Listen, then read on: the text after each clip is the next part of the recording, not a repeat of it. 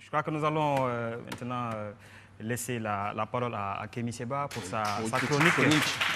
Pour une toute petite chronique.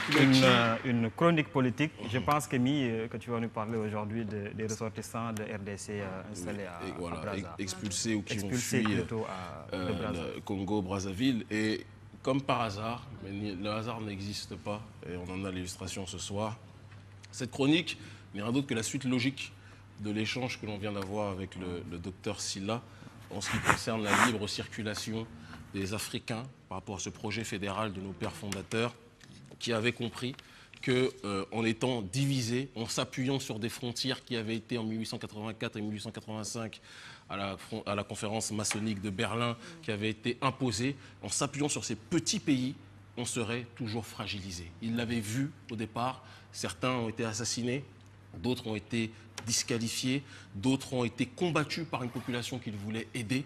Et je pense que si on doit d'abord dédier cette chronique et cet échange ce soir à des personnes, ce sont ces pères fondateurs qui se sont saignés, qui aujourd'hui se retourneraient dans leur tombe lorsqu'ils voient des personnes se revendiquer de petits espaces, de numéros de matricule, je les appelle comme ça. C'est ce que c'est en réalité. Ce sont des numéros de matricule qu'on nous a imposés.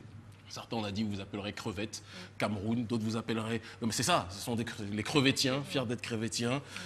D'autres, on leur donne des noms qui ne sont même pas en adéquation avec la réalité. D'autres, pire encore, et c'est le cas de la chronique de ce soir, font partie d'une même famille et puis on va les diviser en deux. Congo-Brazzaville, Congo-Kinshasa. Ils parlent la même langue, ils ont le même nez, ils ont le même faciès. Ce sont des cousins, des cousines, mais les uns sont Congolais-Kinshasa et les autres sont Congolais-Brazzaville. Et là, on a atteint un pic de crétinerie, de foutaise, excusez-moi la crudité de ce que je vais dire là, mais mon cœur saigne lorsque j'observe et lorsque j'entends dans les différents organes de presse la situation qui s'est déroulée il y a quelque temps.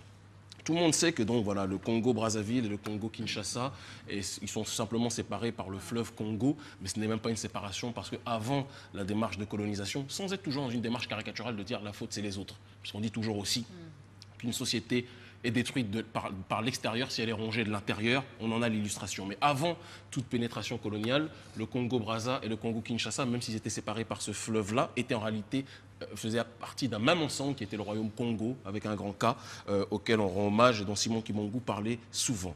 Mais dernièrement, alors qu'on sait qu'il y a quand même un bon nombre de personnes, exactement 500 000 ressortissants de RDC au Congo-Brazzaville qui vivaient en paix pour la plupart, d'accord, qui participaient énormément à l'économie pour la plupart, qui étaient certains dans des métiers modestes en effet, mais ce sont ces métiers modestes qui permettaient aussi à l'économie de tourner et ils vendaient aussi des produits de première nécessité, que ce soit le sucre, des denrées alimentaires parfois, qui, si elles ne sont pas là, poussent à l'inflation, on va y revenir dans quelques secondes. Donc ces personnes-là étaient intégrées, entre guillemets intégrés chez leurs voisins dans ce processus-là que nous appelons tous de nos voeux.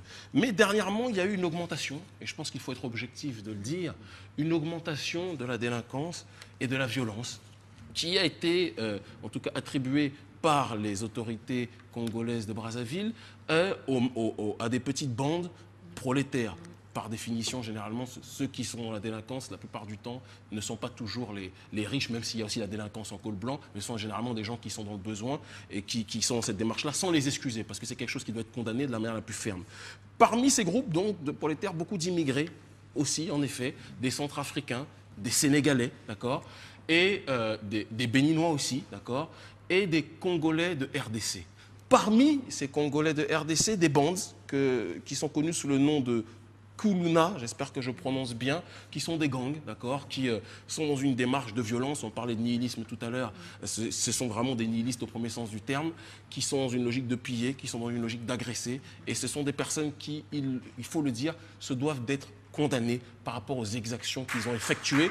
Parce que aucun Africain fier de l'être ne peut tolérer, sous prétexte de la pseudo-fraternité, d'accord, dans ces cas précis, qu'on excuse tout sous prétexte que c'est un frère africain qui le fait. Quand un Africain agit mal, il faut le dire, et il faut le condamner même, parfois même plus fort que quand ce sont des gens de l'extérieur, parce qu'on ne doit pas accepter que la déchéance se situe à l'intérieur de nos rangs. Mais, en réaction à ces exactions commises par ces différentes bandes, notamment des Congolais, mais pas que des Congolais de RDC, les autorités de Congo-Brazzaville sont partis dans une démarche de pouvoir et de réaction disproportionnée, en envoyant des corps policiers semer un climat de terreur au sein des minorités installées au Congo-Brazzaville.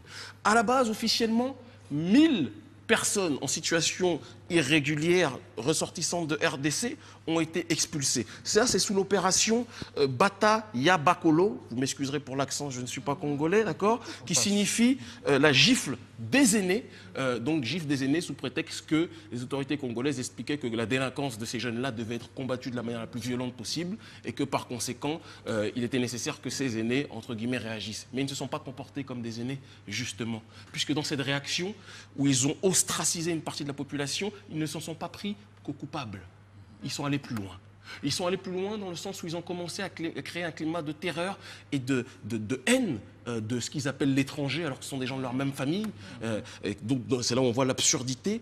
Ils ont commencé à chasser un certain nombre de personnes. On apprend que parmi les expulsés se trouvaient des femmes enceintes, qui ont accouché sur les bateaux qui reliaient justement sur le fleuve Congo, qui séparait Congo-Brazzaville, Congo-Kinshasa. Est-ce que ces femmes enceintes faisaient partie des gangsters qui agressaient les gens au Congo-Brazzaville? C'est une hérésie que de se comporter comme ça. Et évidemment, la population de Brazzaville, il faut le préciser, n'était même pas forcément d'accord avec cette réalité-là, puisque la population de Brazzaville avait ses habitudes avec la population de Congo-RDC, quinoise justement, puisque que ce soit la bière, que ce soit les produits de première nécessité, les Congolais de Brazzaville avaient leurs habitudes avec les gens de RDC. Mais ce qui s'est passé, c'est que dans leur démarche hystérique de pousser un certain nombre de gens qui n'étaient selon eux pas des purs Congo-Brazzaville. Qu'est-ce que veut dire le terme puriste de Congo-Brazzaville? Qu'est-ce que veut dire Congo-Brazzaville de souche? Quand on sait la date de naissance caricaturale de ces nations, comment peut-on se revendiquer aujourd'hui fier ou je suis Congo-Brazzaville avant d'être africain? On est dans une folie architecturale sur le terrain politique qui n'a pas de nom. Et au final, au lieu de 1000 expulsés qui étaient en situation irrégulière sur le terrain congolais de RDC, on se retrouve avec un exode de 80 000, je ne sais pas si vous vous rendez compte de ce que ça signifie, 80 000 personnes qui étaient terrorisés par le climat de haine qui a été propagé par les forces policières. Il y a eu des cas de viol qui ont été aussi énoncés. Congo Mikili, justement, en parle. Un certain nombre, Œil d'Afrique aussi, en parle, d'accord, qui est un journal qui fait un très grand travail. On est dans une situation aujourd'hui qui nous montre, même si on veut être le plus objectif et le plus, comment dirais-je, on veut le plus possible croire en cet idéal panafricain. Mais il va falloir qu'on arrête de dire que ce sont systématiquement les autres qui nous empêchent d'être dans cette unité, parce que quand on voit le côté irresponsable de nos autorités, qui se comportent simplement comme des supplétifs, là il faut le dire, de l'impérialisme. Quand on les convoque à Paris, tout le monde vient comme des petits caniches pour prendre le petit four, pour profiter d'un certain nombre de choses. Mais lorsqu'il s'agit de témoigner de la fraternité et d'être dans le discernement, condamner les coupables, et oui, s'il faut les expulser, il faut les expulser. Ces gangs de Koulouna, j'en finirai par là, ces gangs Koulouna de RDC, à la base sont venus se réfugier à Brazzaville parce qu'ils avaient été pourchassés par la police quinoise. D'accord? Donc, à la limite qu'il y ait une correspondance et une collaboration des deux États, c'est normal. Mais qu'en réaction, on commence à chasser, à traiter de sales aérois, des personnes qui sont vos cousins de sang. Il y a des cas précis qui ont été énoncés. Quand Œil d'Afrique, justement, le journal en parle. Là, c'est quelque chose qui pose profondément problème. Aujourd'hui, le résultat est quoi? Et j'en terminerai par là. C'est que l'impact économique donc, de ce départ, de cet exode fuite et non pas simplement exode expulsion, puisqu'il y en a 1000 qui ont été expulsés, mais il y en a 89 000 qui sont fuis par peur de représailles. D'accord? Aujourd'hui, il y a une inflation spectaculaire des produits de première nécessité au Congo-Brazzaville, parce que la plupart de ces produits, bon nombre de ces produits de première nécessité, étaient vendus par des ressortissants qui se sont enfuis. Voilà le résultat de la bêtise politique de certains de nos pères, de certains de nos grands frères. Il est temps que ceux qui parlent de gifle des aînés se comportent comme des parents réellement, sinon, plus que jamais, la catégorie des chefs d'État, la catégorie de nos gouvernements seront, comme le disait tout à l'heure le docteur Sylla, seront disqualifiés et ce sera la société civile qui devra prendre ses responsabilités. Voilà ce que j'avais à dire par rapport à ça. Absolument. Je crois que ça pose fondamentalement le problème de l'ostracisme.